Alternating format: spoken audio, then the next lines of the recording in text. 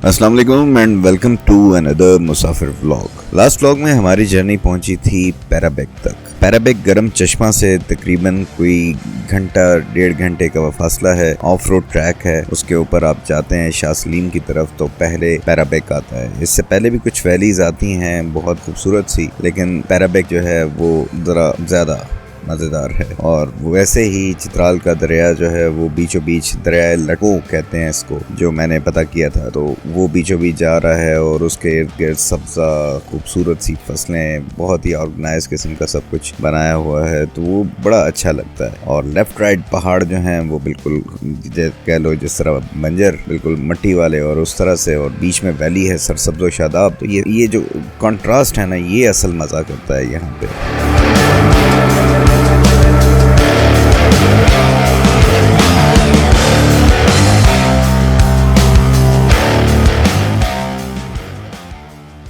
Throughout Chitral एक चीज़ जो देखने को मिलती है वो है इनकी वाटर मैनेजमेंट, और शायद इनका सर्वाइवल भी इसी में ही है। जो डिफरेंट वैलीज़ हैं, अगर वहाँ पर प्रॉपरली पानी को ये नहीं पहुँचाएंगे तो फिर इनका सर्वाइवल ख़तरे में पड़ सकता है। तो ये इस दरियाओं से निकलने वाले पानी को कैसे चैनल्स के थ्रू लेके दूर दूर इलाकों तक पहुँचाते हैं, तो ये बड़ा ज़बरदस्त चीज़ देखने को मिलती है। क्योंकि ऐसा तो है नहीं कि यहाँ पे कोई और प्रॉपर किस्म का नहरी निज़ाम हो या ट्यूबवेल्स लगे हों, इस तरीके से पानी को मैनेज किया जा रहा हो। ऐसे ही पहाड़ों के बहुत ऊपर ये चैनल्स वगैरह बनाते हैं और वहाँ से फिर पानी की डिस्ट्रीब्यूशन होती है। तो ये एक बहुत ज़बरदस्त किस्म का सिस्टम है। इसी के थ्रू ये टरबाइंस लगा के बिजली भी प्रोड्यूस करते हैं और अपने गाँवों को, देहात को, वादियों को ये इलेक्ट्रिसिटी की सहूलत भी मुहैया करते हैं।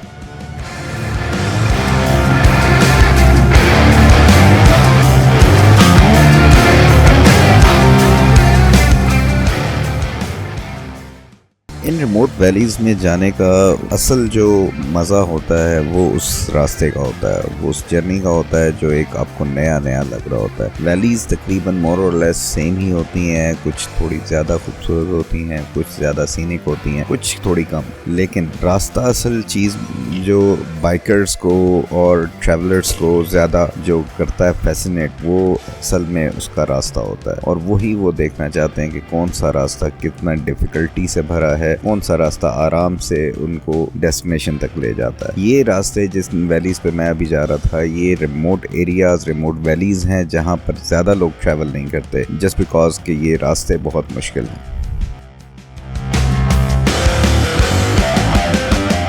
इन ट्रैवल्स के दौरान एक और चीज़ जो मैंने रियलाइज़ की है वो ये कि एक डेस्टिनेशन जिसका आपने माइंड में सोचा होता है, जो वैली आपके जहन में होती है, वहाँ तो आपने पहुँचना होता ही है। लेकिन रास्ते में भी जो कई ऐसे वैलीज़ आ रही होती हैं, कई ऐसे रास्ते आ रहे होते हैं जो बहुत ही खूबसूरत लग रहे होते हैं, लेकिन जस्ट बिकॉज कि आपके जहन में एक और प्लान होता है, एक और जगह होती है, तो आप उसकी तरफ जाते रहते हैं। लेकिन अगर आप रुकर उस चीज़ को भी ज़रा देखें, एंजॉय करें, तो वो चीज़ भी कम नहीं होती। और वो फिर आपको कंपैरिजन जब आप बाद में करते हैं उस डेस्टिनेशन से जहाँ आपने पहुँचना था उससे और इसमें, तो फिर आपको अंदाज़ा होता है कि नहीं यार, ये जगह जो गुजर के गया था मैं जहाँ से, ये भी बहुत खूबसूरत थी। तो इस गबोर वैली की तरफ जाते हुए ये कुछ पॉइंट्स ऐसे आए जहाँ पे मेरा बड़ा दिल किया कि यार मैं यहाँ पे रुकूँ, यहाँ पे कुछ ड्रोन शॉट्स लूँ, यहाँ थोड़ा सा इसे एक्सप्लोर किया जाए, थोड़ा सा इसकी इन्फॉर्मेशन ली जाए। लेकिन जस्ट बिकॉज के जहन में एक और प्लान था कि यार आगे पहुँचना है, अब वो कितना दूर है, कैसा रास्ता है, कहीं कोई प्रॉब्लम ना हो जाए, तो बस उस वजह से बंदा फिर उस चीज़ के पीछे भागता रहता है। अदरवाइज जो रास्ते में भी जगह आ रही होती हैं, दे आर इक्वली गुड, और बस बात वही है कि उसका अंदाज़ा आपको फिर बाद में होता है।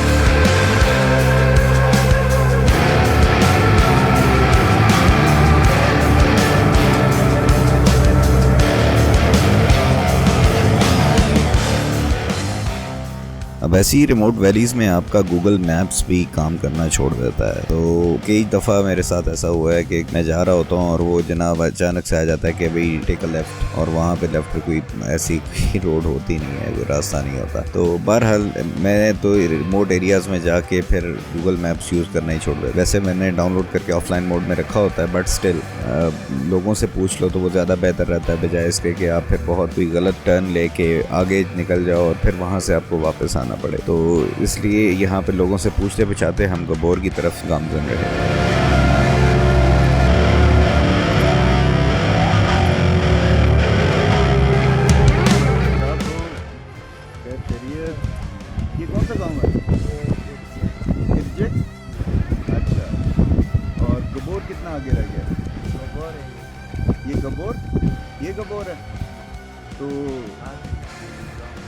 आगे भी गांव है, वो गबोर है या ये? ये सारा गोबर। अच्छा, ये सारा गबोर का इलाका है, इसमें मुख्तलिफ गांव है, जिस तरह पैराबैग के अंदर भी मुख्तलिफ गांव है। अच्छा, सही है, सही है। चलो ठीक है, मेहरबानी।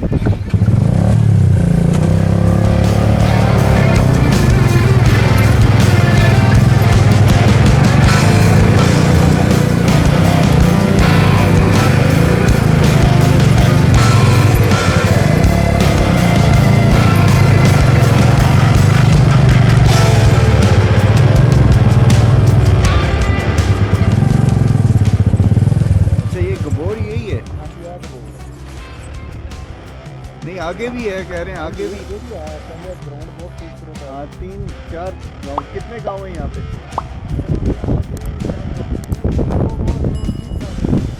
अच्छा, सबसे खूबसूरत कौन सा गाँव है? आगे ग्राउंड भी है। अच्छा, वो उधर चलते हैं। कितना? 15-20 मिनट। चलो।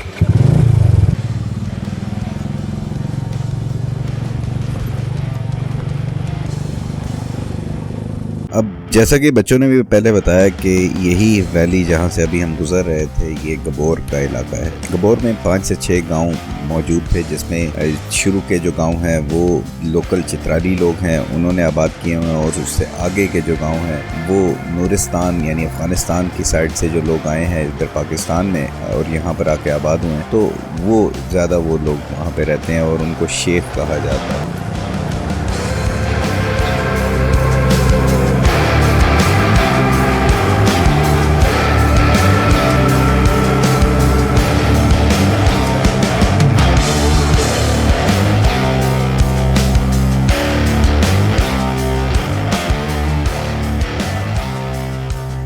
आने जाने वाले जितने भी लोग थे उनसे यही पूछा कि यहाँ पे इस एरिया का सबसे खूबसूरत पॉइंट कौन सा है या सबसे खूबसूरत गांव कौन सा है, तो सारे यही कह रहे थे आप थोड़ा आगे जाएं, एक खुला सा मैदान आएगा, वहाँ पे पानी भी है, मछलियाँ भी हैं, तो वहाँ पे आप चल के देखें। तो बड़ी एंटिसिपेशन सी बन गई थी उस जगह को देखने के लिए, तो हम आगे बढ़ते जा रहे थे और पानी इतना क्लियर था ना, राइट साइड में ये जो चल रहा था इंतहाई क्लियर, मज़ा आ गया इसे देख के।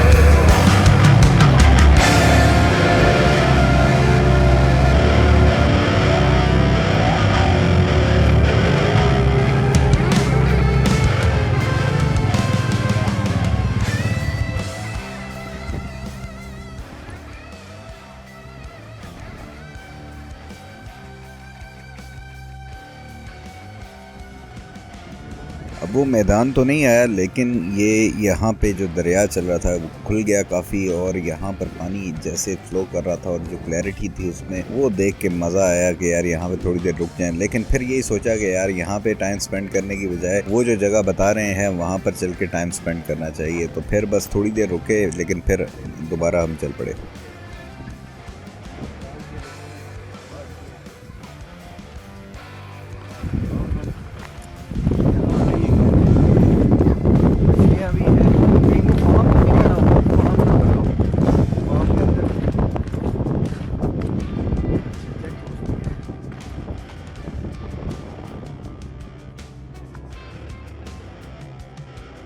अब हम उस मैदान में पहुंच गए थे जहां पर हमें तमाम तर लोकल्स बता रहे थे कि ये जगह बड़ी खूबसूरत और वाकई बहुत ही खुला सा मैदान था, लश ग्रीन किस्म की घास थी उसके ऊपर, और साथ में काफ़ी बड़ा सा पानी की एक जगह बनी हुई थी जहां पे मछलियां भी एक दो कुछ नज़र आई। जब मैंने कैमरा बीच में पानी के डाला और थोड़ा सा उसे हिलाया जुलाया तो कुछ मछलियाँ वहाँ से भागी, तो तब अंदाज़ा हुआ, वरना पानी के अंदर वो ग्रीन किस्म की काई काफ़ी ज़्यादा थी जिसके नीचे मछलियाँ छुपी होती हैं अक्सर, तो वो सामने सच नज़र नहीं आ रही थी, लेकिन वहाँ पर मछलियों का होना वो बिल्कुल उसमें कोई शक नहीं था कि वो होना ही थी वहाँ पे। और इसमें ये कि ये मछलियाँ ट्राउट मछलियाँ थी, क्योंकि पानी बहुत ठंडा था, अफगानिस्तान से आ रहा था, क्योंकि इसके बाद शाह सलीम आना था और शाह सलीम के बाद अफगानिस्तान का बॉर्डर और अफगानिस्तान शुरू हो जाता है। तो ये एरिया बहुत ही कमाल का था।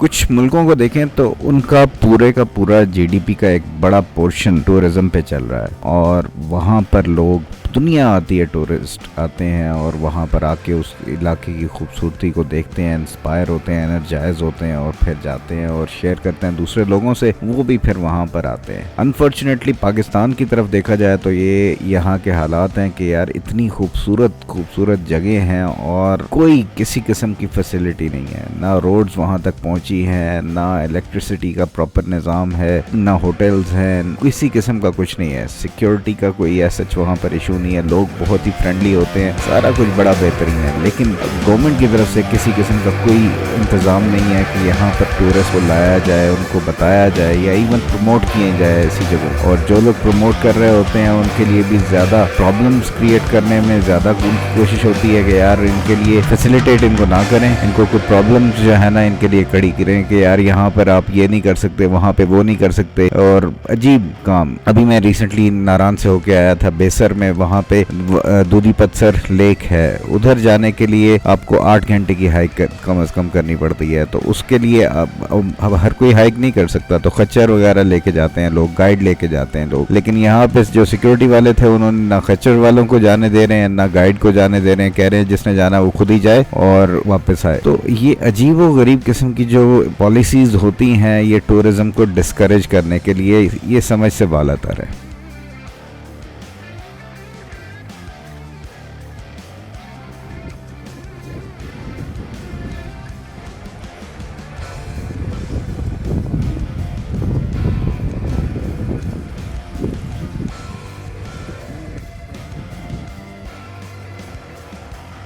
अब धूप में थोड़ी तपिश थी और हवा में ठंडक, और इसी दौरान मेरी मछलियों को ढूंढने की जो कोशिश है ना वो जारी थी। लेफ्ट साइड पे यहाँ पे कह रहे थे कि बहुत ज़्यादा मछलियाँ हैं, लेकिन वो इस टाइम पे नीचे छुप जाती हैं। सुबह सुबह का टाइम हो तो वो थोड़ा ऊपर आती हैं पानी में, और अब इस वक्त वो नीचे काई काफ़ी थी और किनारे किनारे में काफ़ी गहरी स्पॉट्स थे, तो वो वहाँ पे छुप जाते। उसको देखने के लिए फिर मैंने कैमरे को अंदर पानी के किया और थोड़ा सा उधर हिलाया जुलाया, तो फिर कुछ मछलियाँ भागी वहाँ से, जो कि कैप्चर मैंने कर लिया। तो अदरवाइज ऐसा नहीं था कि बहुत मछलियाँ आपको सामने क्लियरली विजिबल हों।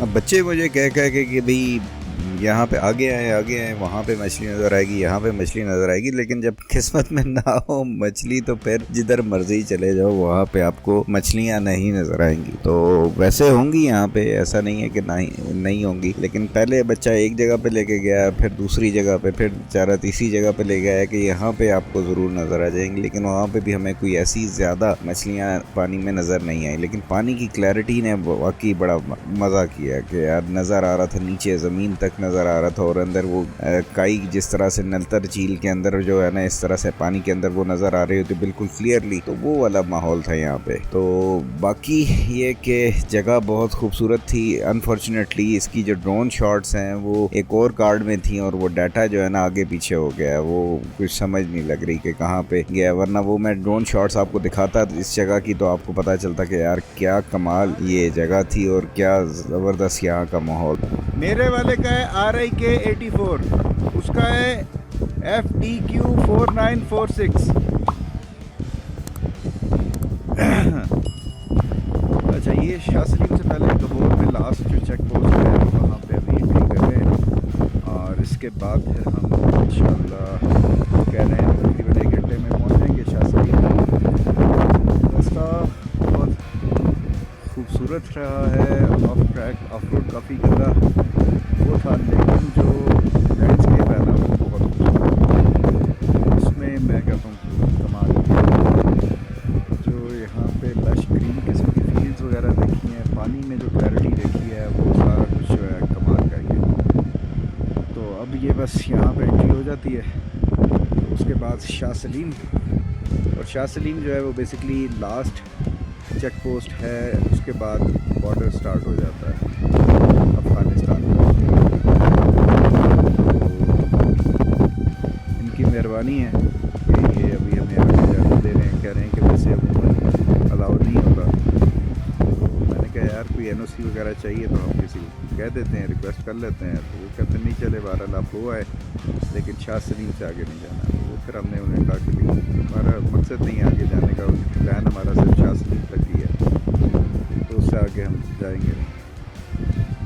बहरहाल चतराल की ये वाली साइड जो है ना, ये देखनी चाहिए। ये मैंने वीडियोस भी मेरे ख्याल से बहुत कम देखी हैं, जो शाह सलीम तक की हों या गबोर की हों या पैराविक की हों। तो ये आप देख रहे हैं। उम्मीद करता हूँ कि ये त्राल की रिमोट वैलीज़ का ये टूर आप लोगों को पसंद आ रहा होगा। अपना फीडबैक कमेंट्स में ज़रूर मेंशन कर दिया करें। नेक्स्ट व्लॉग में फिर मुलाकात होगी। अल्लाह हाफ़िज़। पाकिस्तान जिंदाबाद।